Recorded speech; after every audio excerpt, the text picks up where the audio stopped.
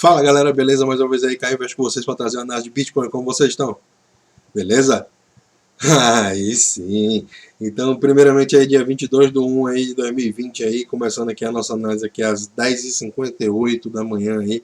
Não poderia deixar de ser, né, galera? Deixar aqui o agradecimento a todos aí, vocês estão se inscrevendo no canal, participando aqui da comunidade, deixando seu like para ajudar o canal a se fortalecer aí. E tamo junto, galera. Muito obrigado a todos aí. Se você não é inscrito ainda, já aperta o botão aí e ativa as notificações aí para quando eu mandar vídeos novos aqui diariamente você tá participando aqui da comunidade, deixando seu like, seu conteúdo.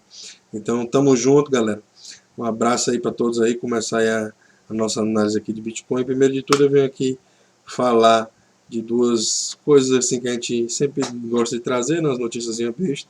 E aí a primeira é o Ray Dalio aqui, que é um dos gestores dos maiores fundos de hedge fund do planeta, né? Ele é um ele é o gestor do Bridgewater, né? Que é o fundo de hedge que é o maior do planeta, né? Ele é o maior fundo de hedge funds do planeta. Quem gere é ele, esse cidadão aqui, Ray Dalio. E aí ele vem dizer que é bom ter diversificação nos investimentos, mas não em Bitcoin, né? Eu vi essa entrevista dele, acho que foi na Bloomberg, e bem interessante. Acho que se vocês botarem aí no YouTube vocês vão encontrar também, bem interessante. E agora uma das coisas que mais me chamou a atenção foi um gestor de hedge fund desse daqui falando que cash is trash, né? Eu não dei nem muita bola porque ele está falando aqui, não, que é capaz dele ter na carteira Bitcoin. Mas ele está dizendo aqui, ele falou realmente na entrevista, quem quiser assistir lá pode ficar à vontade. Aí ele falou realmente na entrevista que cash is trash, né? Ou seja, dinheiro é lixo, né? Basicamente ele falou e falou várias vezes, né? Então eu achei interessante esse notificar e falar sobre isso, porque as taxas de juros ao redor do mundo tá acabando com os poupadores, né? Tá acabando com as pessoas que gostam de juntar dinheiro, né? É basicamente isso que está acontecendo com as taxas de juros ao redor do mundo, né? Elas estão ficando negativas e os governos estão incentivando cada vez mais as pessoas a se endividarem, pegarem empréstimos e fazerem consumo sem nenhum tipo de noção de nada, tá ligado? Eles querem que você consuma para poder a máquina continuar girando, mas a gente já sabe que a gente está perto de um ponto de inflexão, né? Onde isso tudo não vai acabar bem. Então, basicamente aí a segunda notícia de hoje aqui não é uma notícia, é aquele indicador aqui do Crypto Fear and Greed Index, né, que a gente sabe que mede o sentimento do mercado, né? E aí a gente vem analisar aqui e ver que nos últimos dias ele tem se comportado de maneira bem neutra, né, como o próprio gráfico aqui e essa própria rodinha aqui e o próprio gráfico aqui, ele mostra para a gente que a gente está numa região bem neutra, né, no meio aqui do gráfico. Então a gente tem que ver se a gente vai superar esse topo aqui anterior, que está mais ou menos no 56 aqui, que foi dia 14 de janeiro, né, que a gente teve esse topo aí quando o preço chegou nos $9.100 mais ou menos. E agora o preço que eu falei foi porque eu sou acostumado a falar do gráfico do preço do Bitcoin, né? Mas aqui a gente sabe que é o sentimento do mercado, então não é preço, né, galera? Desculpa aí. O que acontece é o seguinte: o sentimento do mercado aqui está em 52, na faixa neutra, né? Se ele superar essa faixa dos 56 aqui, aí a gente vai estar confirmando um novo topo no sentimento do mercado e provavelmente isso vai indicar que o preço se locomoveu de forma bullish, né? Agora, caso caia e perder os fundos anteriores, né, aí a gente vai perder essa tendênciazinha de alta que está se formando aqui no sentimento do mercado, né? Então, um gráfico inicial aqui para a gente analisar hoje, que eu achei muito interessante aqui, que eu já trouxe com vocês aqui no canal e que a gente sempre está aí participando, do Willy Woo, né? Quem tem o Twitter dele aí pode acompanhar lá, que o cara é fera. ele tem muito conteúdo bacana e fala a mesma realidade, né? Então, assim, ele mostra em gráficos, né? Ele é um data analysis, né? Ele faz análise de data, né? De conteúdo, né? E aí o que acontece? Ele é um chain analysis, né? Ele analisa a rede do Bitcoin, como é que ela está, e outras redes também. Então ele tem esse site, aí tem nesse site aqui, eu sempre deixo os links aí na descrição, se você quiser acessar, fica à vontade. Aqui tem o preço do Bitcoin nessa linha azul, né? Que a gente sempre enxerga lá no gráfico que eu mostro para vocês, na escala logarítmica. E aí o que acontece? Aqui nessas linhas vermelhas a gente tem a Bitcoin Difficulty Rebound, né? Que é a dificuldade dos mineradores, né? Como é que eles estão fazendo, se eles estão no lucro, se eles estão perdendo. E na verdade aqui mostra o movimento dos mineradores, né? Quando essas linhas começam a se distanciar, porque os mineradores estão fazendo aportes na indústria e estão querendo minerar cada vez mais, ou seja, estão investindo cada vez mais em novas plantas de mineração e cada vez mais fazendo isso. Quando as linhas se encostam assim nesses momentos aqui, como aqui embaixo, que elas estão se cruzando, é quando os mineradores já estão sendo capitulados do mercado. O que é que isso significa? O preço do Bitcoin caiu tanto aqui que alguns mineradores que eram fracos do mercado, eles simplesmente saíram do mercado, fecharam as portas e não conseguiram manter o negócio funcionando, né? E aí, basicamente, a gente tem um padrão aqui para se notar, e eu queria trazer esse padrão aí com vocês antes da gente começar a nossa análise aqui, que está bem interessante. Simplesmente, nesses últimos bull markets que a gente pode ver que teve esse movimento de queda, depois teve esse grande bull market aqui. Teve esse movimento de queda e depois teve esse grande bull market, né, no preço, né, se você acompanhar o preço. O que foi que aconteceu na dificuldade dos mineradores? Né? O que foi que aconteceu, teoricamente,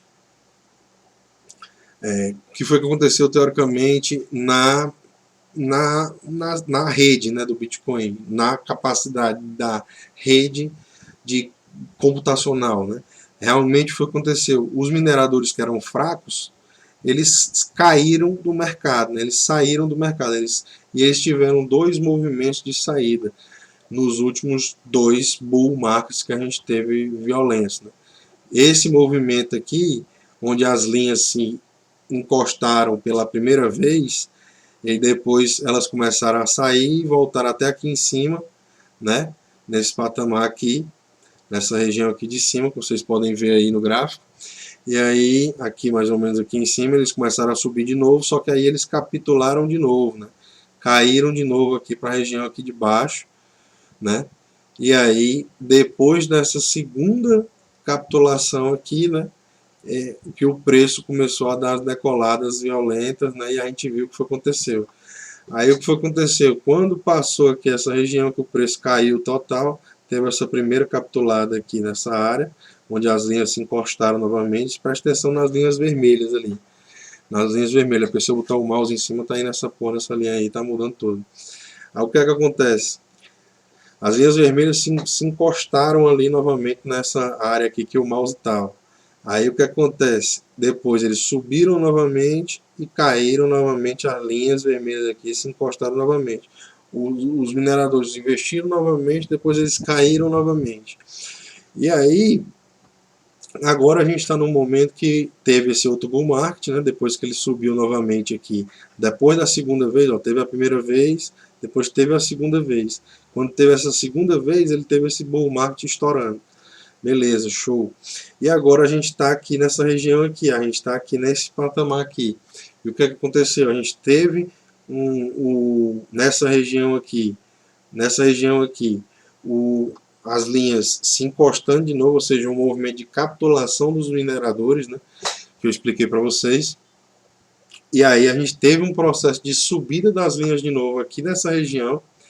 E depois agora a gente já está querendo fazer um movimento de capitulação de novo dos mineradores, onde as linhas aqui nesse patamar que a gente está elas estão se encontrando novamente, né, pessoal? Porque agora tá muito, o zoom tá foda, né, pessoal? Então deixa eu pegar aqui, deixa eu dar um zoom aqui nessa área, vocês podem ver que nessa área que a gente está aqui agora, as linhas estão se tocando novamente, tá entendendo? Então, bem interessante a gente pegar esse patamar aqui e ver, ó, as linhas se tocaram aqui nessa região, subiram novamente, já estão se tocando novamente.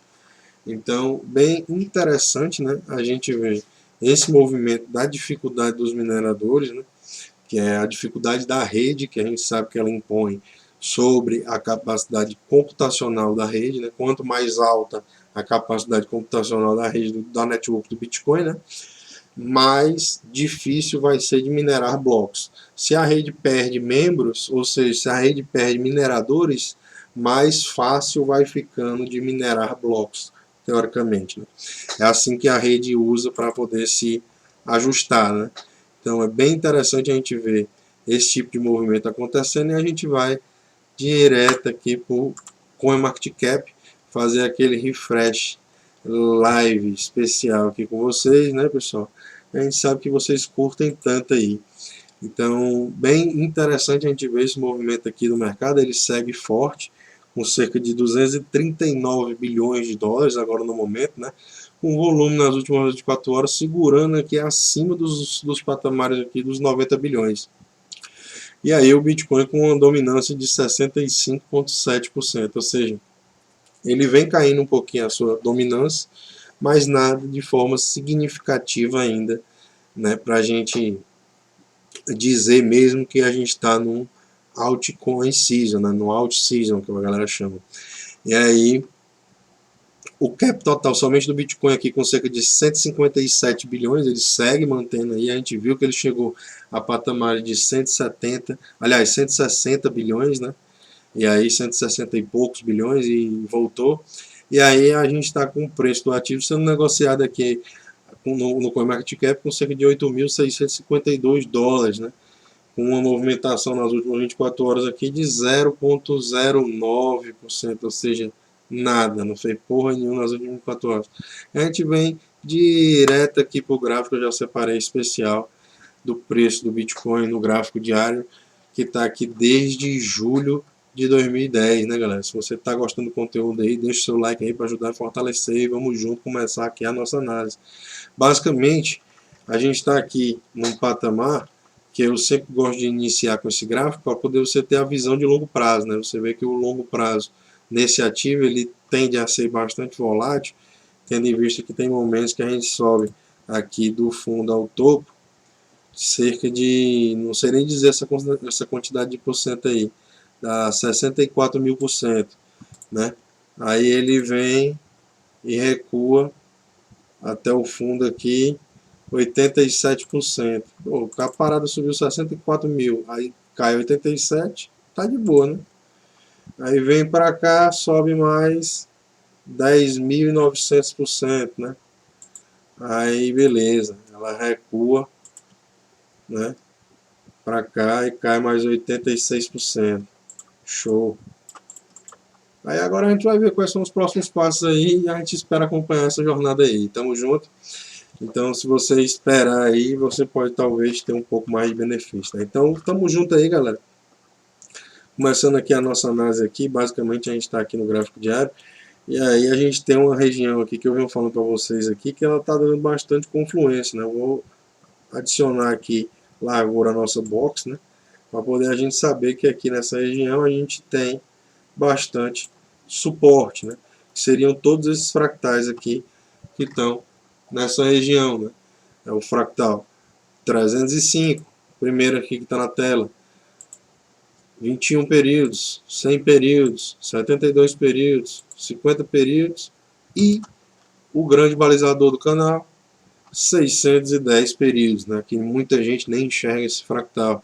A galera fica só olhando por 200 períodos. Porra, nós estamos abaixo, estamos no 200 períodos, abaixo do 200 períodos, nossa, tá um caos, não sei o que. Vamos ter calma, galera. Os movimentos não são definidos com rapidez. Né? A gente sabe que o Bitcoin ele tende a subir de elevador, né, e descer de escada, né. Por que eu digo isso? Porque a gente vê que o ativo, quando ele quer subir mesmo, ele sobe aqui, ó, em 138 dias, ele sobe 311%, beleza? Aí a gente vem aqui do fundo até onde a gente está hoje. Até onde a gente está hoje, vamos pegar só até onde a gente está hoje. O ativo cai 37%, né? Aliás, do topo até onde a gente está hoje, né? Eu falei do fundo ali em cima. Então, do topo até onde a gente está hoje, aqui nessa região, já foram 212 dias, ou seja, mais do que o período para subir. Tá entendendo? E a gente ainda não chegou lá no mesmo patamar. Então a gente tem que entender que as coisas demandam de tempo, cara. É por isso que eu falo para vocês que vocês têm que ter paciência. Se quiser ganhar dinheiro nos mercados de investimento de risco, você tem que ter mais paciência do que todo mundo. Porque quem não tem paciência dá o dinheiro para quem tem. Entendeu? É assim que funciona, basicamente. Então, é só ter noção do que é que você está fazendo, tá ligado? E aí vai. Basicamente, pessoal, a gente testou aqui o nosso alvo que eu havia falado para vocês, né, que estava aqui nessa região aqui dos 9.000, 9.100, e aí a gente não conseguiu fechar candles por enquanto acima desse patamar, né, do fractal de 200 períodos, que é o grande balizador que para muita gente, né, que a galera acha que quando está acima dos 200 períodos, a gente está no movimento bullish, e foi realmente o que aconteceu aqui, ó, quando a gente superou o fractal de 200 períodos para cima aqui, não teve outra, né? Ó, se botar aqui da onde superou até o topo, o cara pegou ainda 196%, né? Então, tá eleito, né? Quando tá acima do fractal de 200 períodos, a galera considera muito bullish e aí sai entrando, comprando, botando para cima, não quer nem saber de nada. E meio que no FOMO, né? E aí a gente sabe que isso aí é um dos grandes balizadores, né? Se a gente conseguir fechar candles acima desse patamar do fractal de 200 períodos, que hoje está nos 9.009 dólares, né? Ou seja, fechamentos de candle acima dos 9.009 dólares, a gente tem movimento bullish para o Bitcoin. A gente tem movimento que vai ser mesmo mas se confirmar, né? O movimento for expressivo, com volume. A gente tem que ter também noção que não é só chegar e faz um quendinho aqui, chega aqui, fez um quendinho, opa, tá ligado? Aí fica aqui beirando, beirando, não consegue fazer nada, não passa do topo, aí meu irmão, isso aqui é cilada, entendeu? Tem que pegar e tem que fazer um movimento, tá entendendo? Para tentar buscar pelo menos os topos anteriores, né? Aqui esse topo aqui anterior que eu falei para vocês que está aqui nos 10.540 fechado, redondo, 10.540.0. Então a gente está nesse patamar e a gente tem que superar esse patamar de qualquer maneira aqui para poder tentar seguir a tendência bullish, né? Seguir o patamar de alta, né, do Bitcoin. A gente sabe que tem processos como a halving, que atrai muitos investidores para o mercado, né? As pessoas gostam de holdar tanto nesse período agora pré-halving quanto depois da halving. Então, a gente sabe que os weak hands, né, aquelas mãos fracas, né, eles já estão saindo do mercado, tendo em vista que foi muita movimentação. A gente pegou aqui do topo de 2017, né, até hoje, né, o ativo caiu cerca de 55,95%, quase 56% aí de queda ainda. Então a gente tem que muito espaço aqui ainda para recuperar, né? A gente sabe que possivelmente o Bitcoin ainda vai se provar como um grande hedge, né, contra o sistema financeiro, e a gente está especulando nisso, né? A gente sabe que pelo menos ele não tem correlação com os mercados de valores, né? Então é muito interessante a gente estar analisando isso e vendo que esse momento está tão próximo, né? Assim, então a gente sabe que as coisas tendem a se mover rapidamente no mundo cripto, né? O gráfico de 5 horas aqui rapidinho, pessoal, já são com 20 minutos aí, eu sei que vocês não curtem. Se curtir, deixa o like aí e deixa o comentário aí também. A gente está aqui sobrevoando agora o fractal de 50 períodos, né? a gente chegou aqui no nosso alvo que eu havia comentado com vocês, né? Só recuar aqui para poder a gente carregar os nossos fractais. E aí, basicamente, eu comentei com vocês aqui, nessa região aqui de rompimento, que a gente possivelmente teria esse movimento aqui saindo desse fractal de 2.400 períodos, fazendo um teste novamente nesse fractal de 1.200 períodos, porque é assim que os estudos dos fractais trabalham, né? E agora a gente chegou lá no patamar que eu falei com vocês e a gente foi rejeitado primariamente, né? Isso quer dizer que o Bitcoin vai ser dampado e a gente vai cair, perder os fundos? Não sei. Agora, eu posso especular aqui que, por enquanto, o fractal de 50 períodos no gráfico de 5 horas, que está hoje nos 8.649 dólares, ele está suportando aqui a onda, né? Eu acredito que ele pode ser perdido e a gente vir testar aqui, começar a fazer testes aqui dos 4.770 dólares aqui, que está mais ou menos nesse fractal verde aqui, que é o de 72 períodos no gráfico de 5 horas, se a gente vier a perder esse patamar. E, consequentemente, a gente tem também a região importante aqui no gráfico, né? Se a gente vier a perder, aí vai ser essa região aqui a mais importante para a gente estar olhando, vai ser a região aqui do fractal 610 períodos, né? Ele também tem a sua importância no gráfico de 5 horas. O fractal 610 períodos hoje, gráfico diário, se encontra nos 8.129 dólares. 8.129 dólares, ele vai ser para mim um grande suporte, né? Tendo em vista que aqui nessa região a gente teve uma marcação de topo, voltou, recuou, rompeu. Quando a gente rompeu, o que é que a gente precisa ver? A gente precisa ver uma confirmação do teste, né, aqui dessa região, novamente, né? Mais uma vez aqui com vocês, a gente está tendo mais uma confirmação bullish aqui, né, de tendência de médio prazo, né, assim, porque o gráfico 5 horas é bom para a gente olhar para movimentos de alguns dias, semanas, né?